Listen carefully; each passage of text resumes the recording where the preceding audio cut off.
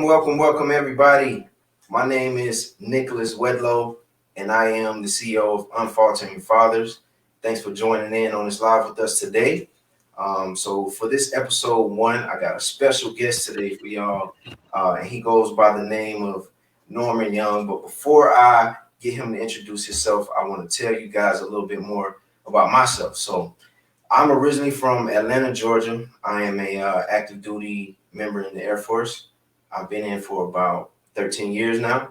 And I'm also, like I said, the CEO of Unfaltering Fathers. And I'm also the author of Overnight Father, a book I just recently published earlier this week. And we'll get into that later. But for the most part, I just want to introduce myself to you guys. I'll be going live every Tuesday. And the show is Unfaltering Fathers. The acronym FATHER stands for Families Always Thrive, Having Essential Role Models. And the goal of Unfaltering Fathers is to connect, educate, and inspire fathers to be role models for their children. And today, my special guest, he epitomizes that role, you know what I'm saying? And I want to bring him on so we can celebrate him and, kind of talk about some of the details of the things that he has going on that can be beneficial to the Fathers' Rights Movement group and everything else we have going on. So without further ado, I want to introduce my man, Norman Young. Norm, tell us about yourself, man. What's going on, Nick, man? It is a blessing to be here today. I'm excited. I'm underdressed. When the host comes with a tuxedo on, it's hard to follow. So no, I'm glad to be here, man. I'm a father. I look like a father today because that's what I am. And yeah, man, I'm really excited just to expand and to hear your story on fatherhood, to share my story on fatherhood. A lot of who I am is just advocating and working on engaging fathers in their children's lives and their education. That's a big piece of it. I coordinate a program that I started within a school district called Dads on Deck. And the big piece of it is engaging fathers, advocating for them. A lot of times it's helping them file motions in the court to get more parenting time. It's helping them with housing, helping them find childcare. One of the biggest things we do is we try to just deconstruct that whole toxic masculinity thing, right? And talk about what it really means to be a male. And it's okay to share how you feel. It's okay to talk about mental health. And then also look at the physical health too. So, man, we do that holistic, kind of focus within working with fathers, man. And when I say I run the program by myself. It's just me by myself. Awesome, man. That's beautiful. I want to commend you for what you're doing.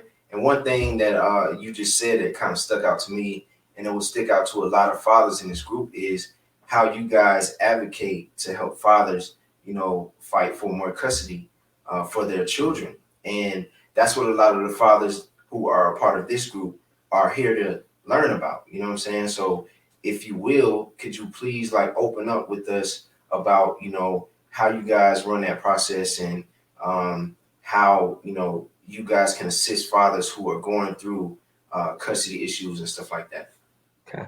No, yeah, a lot of it is, being honest, my degree is not in law by no means, so I don't want to false promote that. I'm a human service major, but when working with fathers and saying I wanted to advocate for them and help them, there was no way I could do that without touching the court pieces, right? Touching the family court, because that is one of the biggest issues. It's just fathers like, hey, I want more time with my child. I only see my child once every other weekend, or I only see him once a month, or I only see him throughout the summers. So it's going to the courts and working with the courts. And being honest, in our area, our courts have been, willing to work with fathers when they see that fathers really want to be invested in it. So a lot of it is meeting them at the courthouse, right? As men, we hate going to the courthouse most of the time.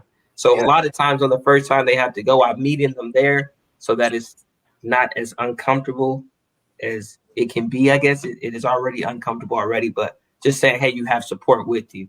And then we're following those motions. We're talking to members of that family court. We're seeking, sometimes it is seeking an attorney, but a lot of times it's just helping them going through the process of what it takes to get more time with their children and understand that it's not an overnight thing, but it is a process and trying to get more parenting time, reduce child support, and things of those nature. So yeah, man, I really enjoy it. Exactly, man, and that's beautiful because you touched on, how you're there to support these fathers morally, and that's amazing, bro. Because honestly, I'm here to do the same thing, and I also want to caveat that I'm also not a lawyer, but throughout my custody battle, I worked with several different lawyers and paralegals, and I picked up a few, nuggets along the way that I can, share with these other fathers and try to help them in their case. You know what I'm saying? So could you tell us about where you're located at, and how fathers can reach out to you to continue getting more support if they need it? Yeah, so I'm actually in Grand Rapids, Michigan. That's where I reside, but I work in a neighboring county called Muskegon County, and that's where I do a lot of the advocacy work. So we have a Facebook page called Dads on Deck. I'll also leave my email and stuff like that, so when we post it, we can share my email. Um, but a lot of it is, being honest, I was signed up to service a school, right? But because there aren't a lot of supports for fathers, I ended up servicing a lot of the community. A lot of my work, I have to kind of scan the phone calls because I'm supposed to be doing certain work with the father because I cover 13 different schools. I'm supposed to be working with them primarily, but because of the lack of support for fathers, I get calls from CPS, DHS, people from different counties saying, "Hey, I hear you work with fathers. I know you don't service just outside fathers of the school district necessarily, but I hear you will be willing to help me." And so that's it, man. It's really trying to support fathers and that nature. So yeah, that's where I'm located out of. Exactly, man. Awesome, man. So, any fathers that's watching right now in Michigan, near the Muskegon area, you have my man Norman Young right here for an additional listening ear, if you will. Absolutely. And I'm sure he'll be more than willing to provide any assistance where he can.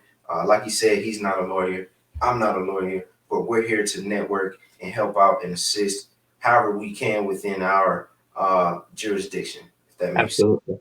Absolutely. Yeah. And real quick, I didn't mean to cut you off. We have a fatherhood weekly meeting too that we do every Tuesday. I just wrapped up.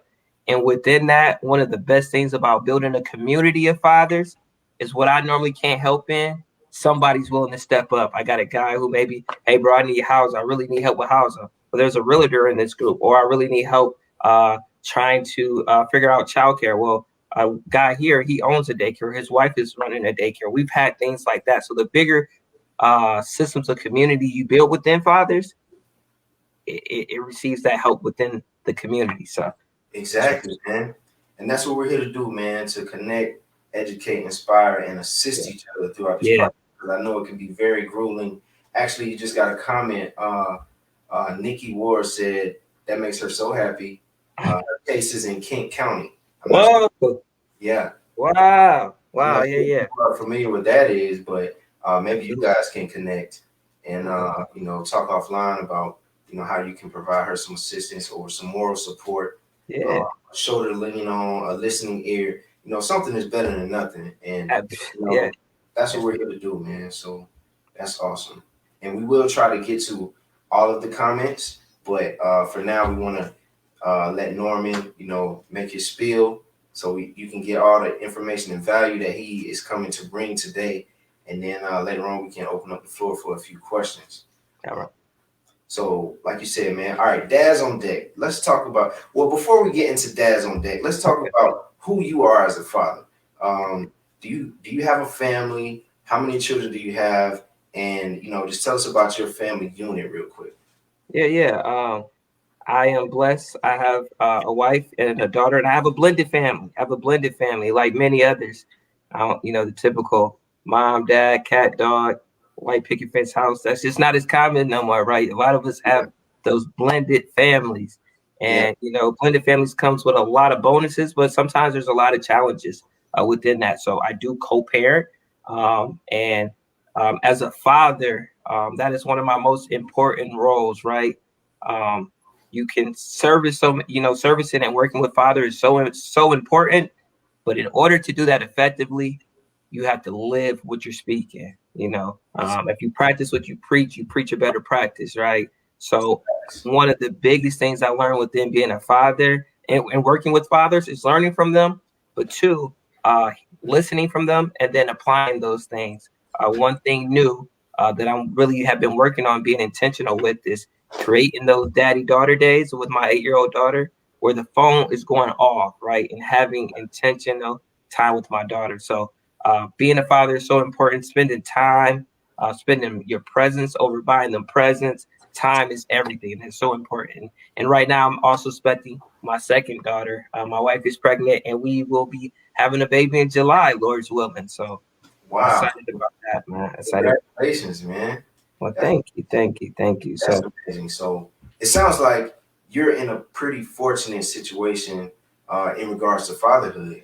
It doesn't sound like there's any, strife or anything between you and your wife, and you guys are able to co-parent peacefully as a family unit. And I just want you to kind of understand that a lot of the men in this group right here, they don't have that luxury. You know what I'm saying? So I just want to ask you real quick, like, what kind of advice could you give some of these fathers who may not be in as fortunate of a situation that you're in, and how you can keep them motivated to persevere throughout that situation? yeah, yeah, I definitely do now. I want to be as transparent as possible. It is taking time. It is taking hurdles to get to a healthy co-parenting relationship. One thing that has tremendously blessed me is the good fences make good neighbors. Having healthy boundaries in co-parenting has been one of the biggest pieces within that relationship, right? And protecting it. So, for instance, one thing that made a big difference, small change, but made a big difference in my co-parenting relationship is not picking up and dropping off at each other's houses, right? Yeah, Um, I respect your household, you respect mine. Not saying that there's any strife or there's any problems, but to prevent there ever being a problem, we just meet in a parking lot. It's almost like parking lot parenting. I meet and we have to meet on Friday and Sunday. And we do our drop off. My daughter house in my car, or leaves to get in her car. That's been very important. Um, Another thing is uh, being respectful. I know somebody like, man, you just don't know the mother of my child. That's all nice and good that y'all figure things out, but you don't know her, bro. You don't. But the thing is, it takes a lot of time, one healthy co-parent, to create a healthy environment in co-parenting. So it's always being kind, loving, and respectful, no matter what the other person is doing. I know that's easier to hear and harder to do, but it's something that I learned that has tremendously helped me. When I get them text messages that I just I pay no mind. I kind of read between the lines of what really needs to be addressed. Hey, it sounds like you're saying this. I'll work on doing this if I can. Some things are non-negotiable. Nope.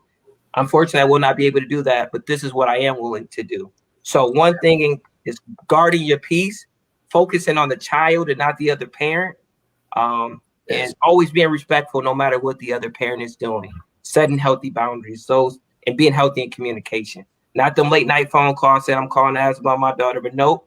I only call you throughout business hours. We have a time set up where I'm calling for my daughter. So having those boundaries and things like that play has been the night and day difference consistently in my co-parenting relationship. So not for the last few months, but for years, it's been healthy because of those things. yeah, man, bro, you are dropping gems right now, my man. So, yeah, and I can attest to that kind of stuff too, because throughout my situation, we've even had to go to the extremes of like meeting at the sheriff's department to Yes, go sir. exchange custody and stuff like that. So I understand how I can get. I had to learn over time how to, bottle up my emotions and not let the other parents aim to get me and my feelings. I had to learn how to not let that trigger me. Yes, And like sir. you said, kind of read between the lines, pick out the necessary information, and only communicate about that. And when you don't match that energy with the energy they're giving you, it usually kind of stifles it a little bit and allows you guys to get on the same page and actually communicate. Because when one parent is being overbearing, you can't match that energy with that same overbearing Yes. energy. You guys are just going to butt heads and you're not going to get anywhere. So I challenge all the parents that are watching today to try to not get so easily triggered by the other parents' spiteful actions. I know that's easier said than done, but you have to consciously make an effort to try to combat that control your energy and control what you can control, and it'll really improve the communication between both parents. Can't fight fire with fire. You can't. You You really, can't. man. All right. So now that you kind of told us about yourself, where you're from, and what you do, let's get into Dads on Deck, man. Tell us how the conception of Dads on Deck came about and what your role is within that organization. All right. So I work for the intermediate school district, right? By accident, being honest, by accident, I was in college and I was trying to sub for high school to make a couple dollars. I was broke in college. I was like, all right, I'm subbing high school and middle school. I worked at a camp when I was younger, so maybe I can work with kids to get a couple of dollars. Not saying I didn't. I love children, but I was like, I don't want to work too. This is what I think I may be good at, Yeah. and there was a mess up in the system. And instead of putting me in high school and middle school, they messed up and put me in elementary. Me and Oh, wow. scratch that, not elementary. They put me in preschool. They put me in preschool. Wow. And I was like, oh no, this isn't gonna work. This isn't gonna work. So what I end up doing is instead I they put me in preschool and I signed up to do the day, but the principal said they needed me for a week. So long story short, I did the first day. It was like, okay, went home, said I'll never go back again. I did not like it. Just said it wasn't for me. You know, Yeah. these kids got their runny noses, they whining. It just ain't me. It ain't me. Yeah. But I was like, you know what? They need me for a week. I'm gonna try to hold it down. I'm gonna come back the next day. And when Yeah. I came back that next day, the kids came running to me, running, Wow. high fiving me, and all of that. And that's because there was no males in the program, so I wasn't just that good. They just didn't have no guys, Yeah. and it really impacted me. Like, man, it's really a need here. And 10 years later, I am still working in education, but I transitioned out of the classroom. So I was in the classroom for a while, and we would have fathers come in and drop off their kids. And I was like, you know what? I'm gonna start checking in with some of the fathers. And then one of the site coordinators was like, hey, you really like the fathers? Why don't you try do something with them? And I think we did chop it up night where we did haircuts with the dads and we were able to kick it. We didn't even have that good of a turnout. I'm not gonna hold you up. Not that too many people came out. But Yeah. after that, I think we did a donuts for dad, and then dads really started getting invested. And then they started calling me like, hey, Norm, it was dope coming to the school. I got a quick question about my child's education, right? I got a question about conferences. They weren't going to the teachers necessarily. No offense, the teachers were great, but they wanted to talk to another male. And then I just started doing initiatives outside of that. And then with time, it got to like the director of all of the Head Starts in the county. And he said, hey, Norm, I know you really enjoy working with fathers. Would you be willing to create a program for all of our schools for Oceana and Muskegon County? And I was blessed with the opportunity to create a program. It's been 4 years now. It's called Dads on Deck, and I advocate and focus on father engagement. I've been blessed to be able to host a conference annually, to have different speakers to come. Usually, we're talking about family court, father's rights, right, is a big one. We're talking about co-parenting. We're talking about mental health.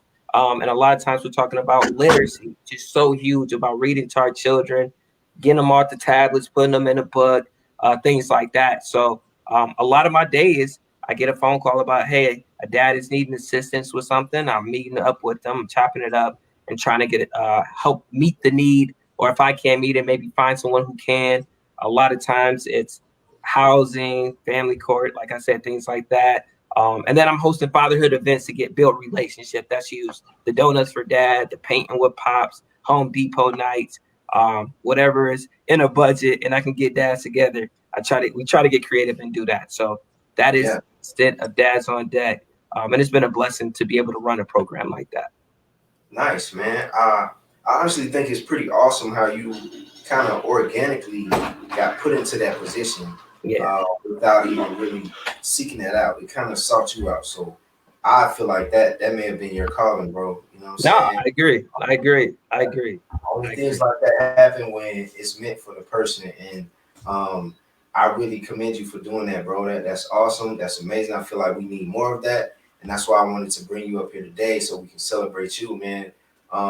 So if we were in a room full of people right now, I would have everybody give you a round of applause, bro, because that's amazing, man. And I'm really happy that you guys have that kind of program up there in Michigan for fathers, and I also think it's awesome how the kids kind of naturally migrated towards you even after just one day of teaching them. You know what I'm saying? So that really says a lot about you, a lot about your character, man.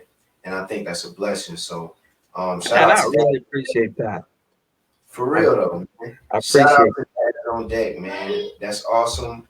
I wanna, encourage you to keep that program. Let us know what we can do to help you make that program more robust and to expand and help it grow, man, because I really think that's great. The children need it.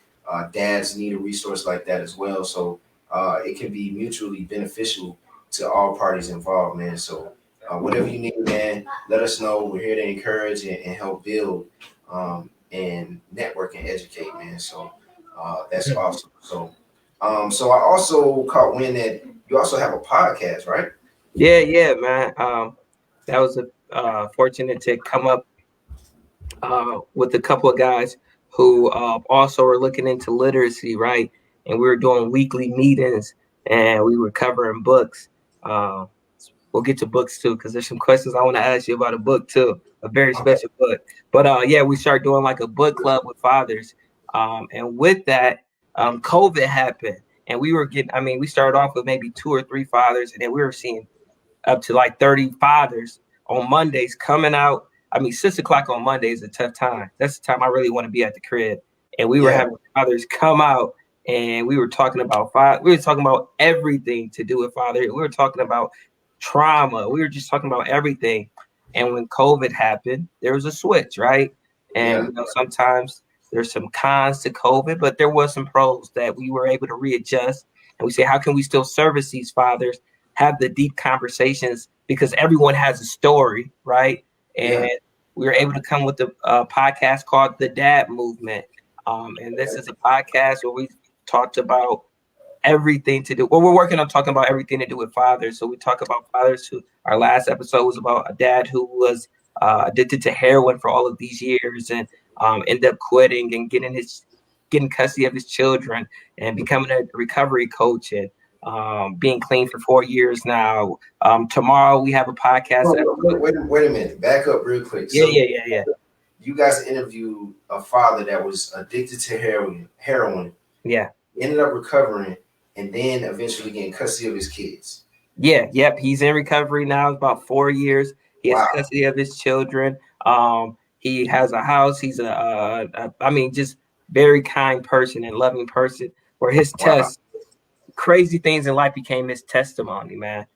So it was really good to do things like that. And tomorrow is going to be an amazing episode. We're going to be talking about daddying from a distance, right? And those are dads who have children who live out of state, which is sometimes can be a whole nother barrier, right? Especially Yeah. within co-parenting. But and what is that like? And that's it. We just want a authentic storytelling from fathers, less of us of like the host, but to hear other people's stories, because fatherhood comes with a lot of roses and thorns, right? And it's just Yeah. important as fathers that we share our stories, because you never know what your story can do to help someone else get through their storms and their trials, to keep them pushing. So a lot of times all we have is our story. So that's the Yeah. biggest piece, is to focus on fatherhood and their stories. And Nice, that's on man. Apple Podcasts too. Oh, it's on Apple, so that's where people can find it at. Yeah, it's on Apple Podcasts, it's on Spotify, and it's on YouTube. It's called The Dad Movement. We've been got probably about 12, 13 episodes. We've been going for about 3 months now, 3, 4 months. So Nice, yeah, man. it's fairly new, but we're getting there. We're getting there. Nice. Well, if you are looking for more fathers with a story to tell, man, you just stumbled upon a gold mine within the Fathers' Rights Movement group. Yes, sir. Yeah, absolutely. So if you guys are interested in engaging with Norman and potentially getting on his podcast, please reach out to him. Could you just let him know your contact information real quick? Yeah. So you can reach me at normyoung07@gmail.com. Or we're on Facebook. You can type in Norman Young. Or you can look us up on Dad's on Deck on Facebook. Either way is fine. We'd love to Yeah. connect. We'd love to check They in. also, they also just posted the link in the comments too. So Oh, when you get some time, scroll through the comments and the link is there, and you can uh, listen up to his episode for tomorrow. You guys are talking about. Did you say dadding from a distance? Daddying from a distance. Yeah, yeah. Yeah, nice. I like it, man. And I'm pretty sure a lot of people in this group can relate to that type of content because we hear stories about fathers on a daily basis, man, who are struggling to maintain some type of continuity with their children because they live out of state or they're going through some type of custody battle. And I really feel like, hearing some of these other stories that other fathers are going through will kind of help, you know, um, help them get through that situation because it's motivational to hear somebody else sharing your same struggles and maybe they can learn from some of those other fathers and get some of their techniques to kind of overcome some of the hurdles that have been put in front of them. So yeah, Absolutely. These story. Real quick, I had a dad today call me. Unfortunately, broke my heart, but he's going through a divorce. Right, he's going through a divorce, and yeah, one thing he was telling, he was saying, "I'm going to court. I don't know what to say. I've never been in court, but because I've worked with so many fathers, one thing I said, we don't leave that courtroom without going for joint physical and joint legal custody. And if I yeah, haven't heard the stories of other fathers and I haven't seen some of their situations and experiences, I wouldn't have known to tell them that. So your stories bless other fathers. It wasn't because I've been through a divorce and I was able to share my story, but others, I was able to hear other stories, and somebody else's tough time has really blessed somebody else going through another tough time. yeah, most definitely, man. We got to share those stories, man, because me personally, I didn't know all the resources that were out there when I was going through my situation. So I had to kind of figure it out along the way, and that made it a more it made the journey a little tougher to overcome because I didn't know that there were resources that were readily available, and I didn't know many fathers who had gone through this before me either. Had I known that before, it would have made the situation so much smoother. I probably could have saved a lot more money Yeah, and a lot more headache and just drama. We just want to reduce the amount of drama, save some money, and spend time with our kids. Whatever we can do to reach those goals faster, man. We want to get all these fathers on the same page so that we can share that knowledge and assist each other, and that's what it's all about, man. absolutely, man. Absolutely. And I just got a hold of the comment section. I did not see it, man. You guys are sharing some really good stuff. So thank y'all for being engaged. Yeah, for sure, man. Um, so, all right. So, what else do you have on the horizon? Tell us more about what Norm Young has brewing up. Right now, I think um one of my biggest, being honest, I gotta be honest, I love servicing and working with fathers with the podcast. That's been huge. Focusing on literacy, right? Helping dads know the importance of reading themselves and reading to their children. That's been huge. And one of the biggest things too is focusing on mental health with fathers that I work with in the groups. That's been one of the biggest shifts is like tonight, one of our main points of our conversations with our fathers that we had earlier was what were some of the unhealthy things we went through as children that we didn't realize till we got older that they were so unhealthy. We thought they were healthy, right? We thought they were normalized, right? But Yeah, then it's really touching on points like that because without addressing those things, we pass them down to our children and then they get passed on to theirs. So mental health has been one of the most important pieces within fatherhood. I'm working on a fatherhood conference right now with a really, really amazing speaker that we're trying to work with right now.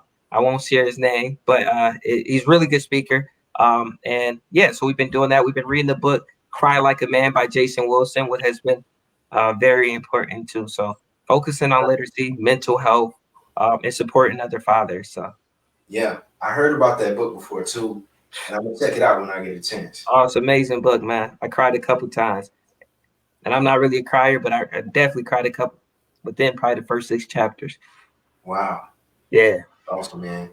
Yeah, I'm gonna definitely have to check that out, man.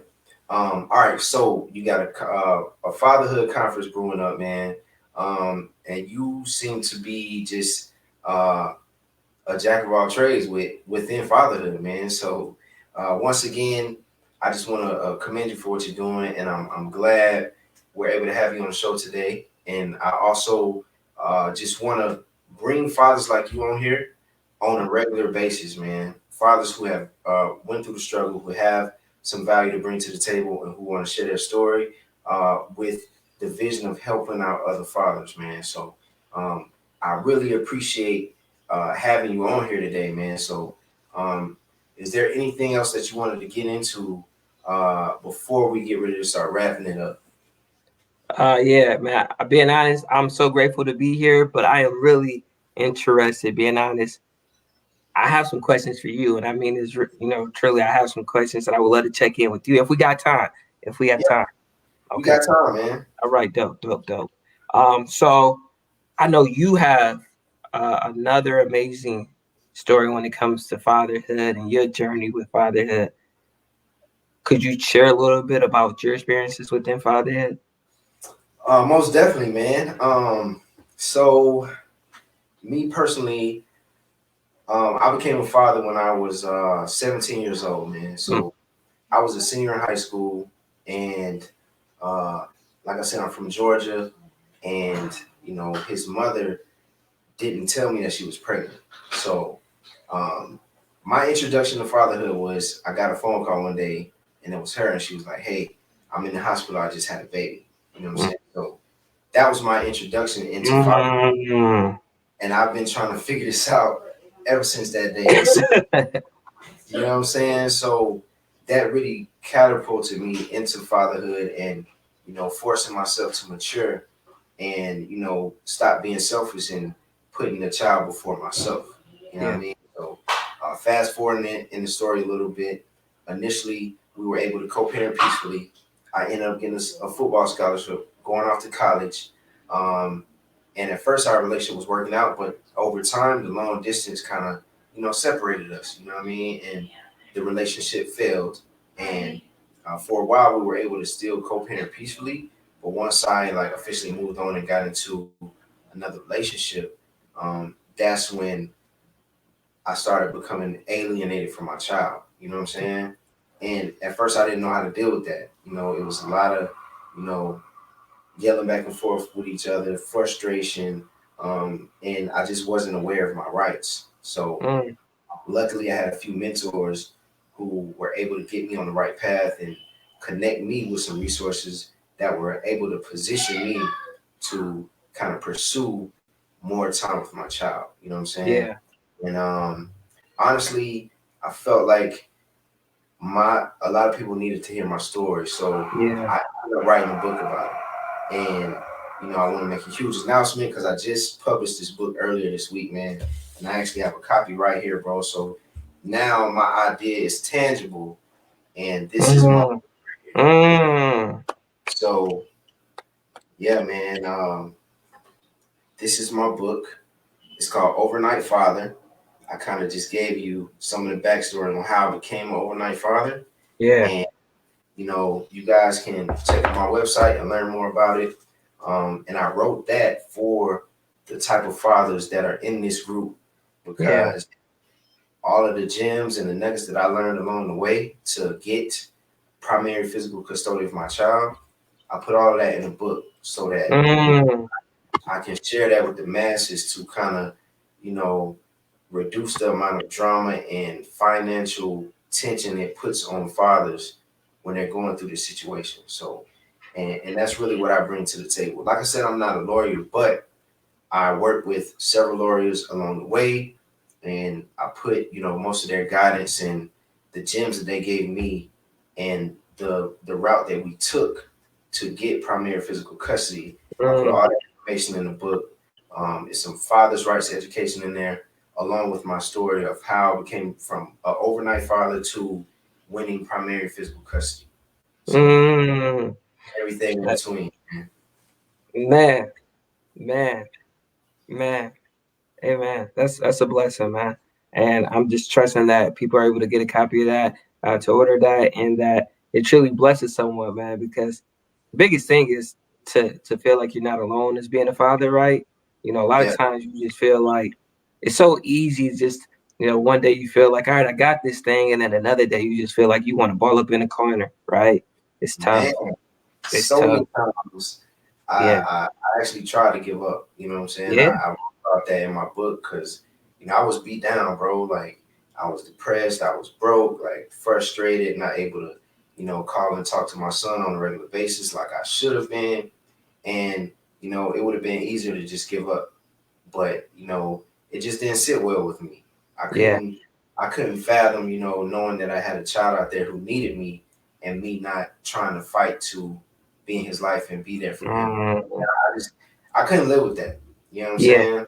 Regardless of how tough it was, regardless of how depressed I was, I would rather go through that than to just not try and then give up on my child. Like, I don't see how someone could do that. So Yeah. One thing that I learned though is a lot of us fathers, that's that shame, man. That shame and guilt keeps fathers away because there's a lot of. I think one thing I've learned working with fathers is nobody really. This I know this is a bold statement, but I think nobody truly wants to be away from their children. I think sometimes shame, guilt, hurt, trauma. yeah, Sometimes it is selfishness, but deep down, I think a lot of times people want to be there. And for any fathers who are like, "Man, that's nice and cool, Nick," or "That's nice and cool, Norm," but my children are older. It's already been a lot of time. One thing I've learned working with fathers is there is always this this um this yearning that we have to be reconciled back to our fathers, or even if we've never been there, that it's this journey. Even if you guys haven't spent an hour, if you spent 5 years together, then there was a disconnect. There's always a yearning that never leaves. So it is never too late to be involved. You might catch a lot of, you know, sticks and stones being thrown at you in the beginning, which is hurt and resentment or that rejection that the person may felt. But be consistent, keep working, work past that. And I encourage you. I'm telling you, there's people that I meet who are 30. There's a guy who we were talking in class, he's probably 42, 43. You know what I'm saying, man? You know, I ain't have a father. I really didn't need one. And then just start bawling, crying. And like, brother, you in a safe space. You can be honest. It hurts still. You still do want your father. You still do miss him. So if you are in this listening and it has been a while, I encourage you. I encourage you, even if it's not easy, maybe a lot of hurdles, but continuously keep seeking after your children because there is a void and there is journey that they do want their father. So yeah, man. And that's one of the biggest keys to, navigating through a custody battle is just persistence and consistency. You know what I'm saying? mm, mm, A lot of these women, or even if it's a man that's the other parent, let's just say the other parent, a lot of times they're banking on you to give up. They're yeah, trying to make it so difficult to where you just feel overwhelmed and you just give up, and then it's yeah, checkmate and it's over. You know what I'm saying? yeah, So as soon as you entertain that, as soon as you give them that leverage to where they can make you feel like you just want to give up because it's too hard, they already won. So yeah, as soon as you uh, get that mindset out of your mind, as far as like wanting to give up and being overwhelmed, um, you're not gonna have a chance until you get rid of that mindset. So I just want to encourage people here today to um, try to just dig down deep, man, and just never give up. You know what I'm saying? I would mm, rather lose a custody battle and because I never gave up than to give up and that be the reason why I lost the battle. You know what I'm mm, saying? So and that's just my 2 cents, man. And I I'm respect speaking from experience. I know there may be fathers out there who are going through a more difficult custody battle than I went through, but I still feel like changing your mindset is still going to be relevant to continuously pursuing that time with your kids, and it starts with perseverance and not giving up. So anybody listening today, that's one of the biggest takeaways that I want you to take away today is you can't give up. Continuously fight, no matter how hard it gets, and that's going to assist you in being successful. yeah, yeah, Yes, sir, man. yeah, man. Man, that's powerful. And once again, I'm super excited to read your book. To hear your storms, your trials, and see how you conquered them, and how we continuously are a work in progress. Because I don't want to be on this platform acting like this brother got it all together, but we're Yeah. learning and willing to continue to learn from other fathers. So I'm grateful for this opportunity. I'm grateful for you sharing your story and being transparent. And I'm grateful for everybody who tuned in and checked in today, man. I would love to connect with more fathers. I'll post our weekly meeting within the group, so that people can see that and along with the podcast info. So Awesome, man. We appreciate it, man. Once again, man. Uh, Thanks for joining us today, bro. Like, I really appreciate all the value and the energy that you brought, man.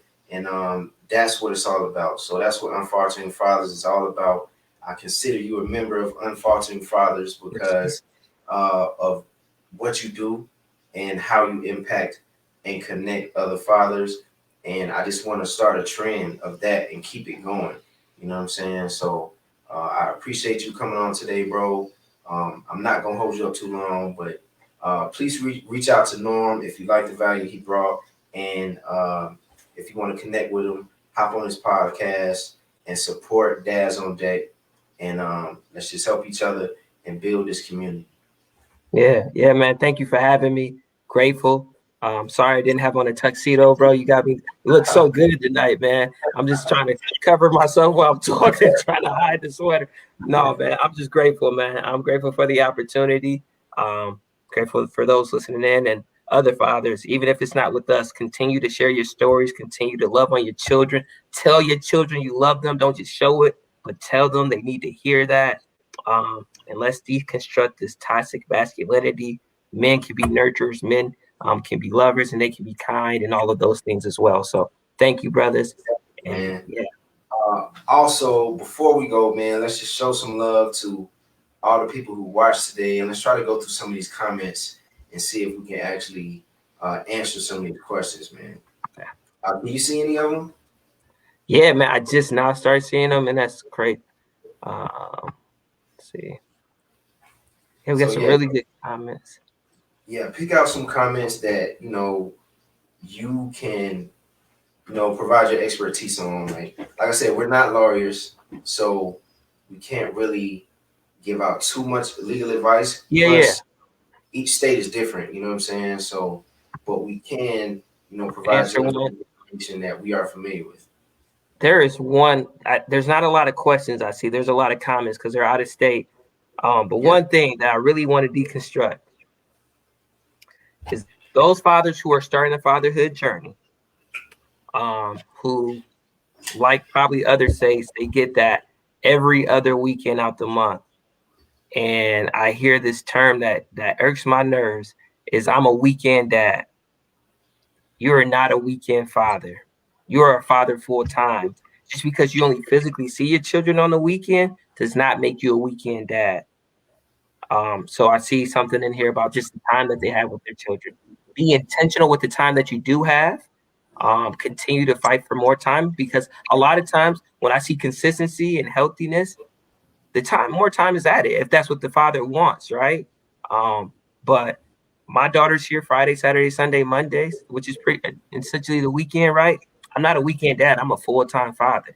If before I got on this call between meetings, I'm checking with my daughter. How was that day at school? Okay. Oh, you got some new shoes? Cool. Checking in, all of that. But yeah, just because you don't have your kids on all throughout the week physically, you are still a full-time father. So yeah. that is a comment that I see a lot.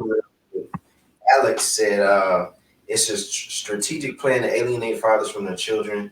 Nobody is on our side. We got to lift each other up, brothers." And I totally agree with that wholeheartedly, Alex. Man, thank you for sharing that, bro. And that's what this platform is about, man. So Yeah, appreciate that. yeah. Let's see what we got over here.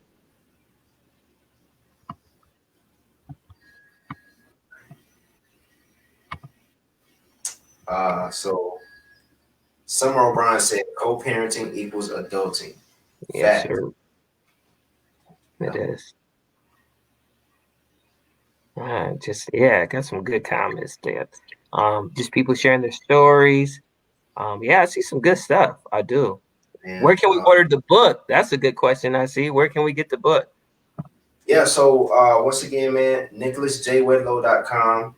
I don't know if you can see it up under my picture right there. But yes, that is my website. That's where you can go and purchase the book. And I appreciate it in advance. Once again, I did this for y'all.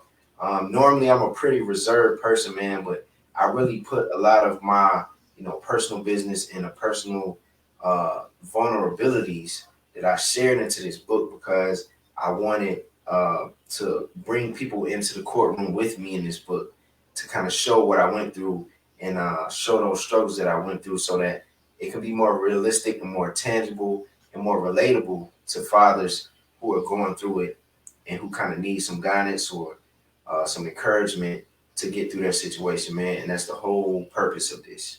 So, Yeah. so I teamed up with the Fathers' Rights Movement Group, and we are creating Operation Empower Fathers' Rights. So, for every 50 copies sold of the book, I'm giving a donation to the Fathers' Rights Movement, Ooh. and that's going to assist us in, combating some of these laws so that we can tailor them towards shared parenting. Mm. The whole goal, man. Operation Empower Fathers' Rights. Every 50 copies sold, we're going to make a donation to the Fathers' Rights Movement Group so that we can kind of keep this going. Love it. Love it. Love it. Love it.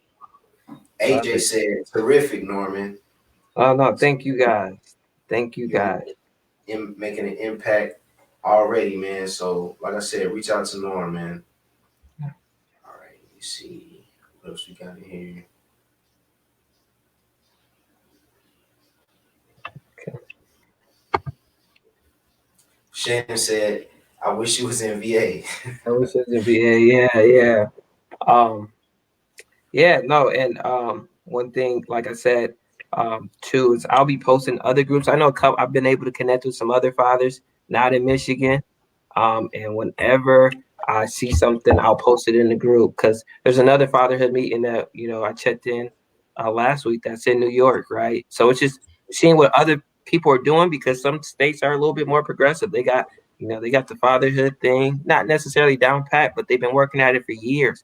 So it's connecting with other fathers, and just kind of see what everybody else is doing and working with them because it takes all of us working together. Um, Yep, it does. exactly. Thank you, AJ. AJ Appreciate it. said, you're doing great things, Norman. Thanks for being here. Thank you, guys. Thank you. And shout out to Johnny, man. He said, I'm not a reader, but I will read this. Knowledge is power. Thank you so much, Johnny.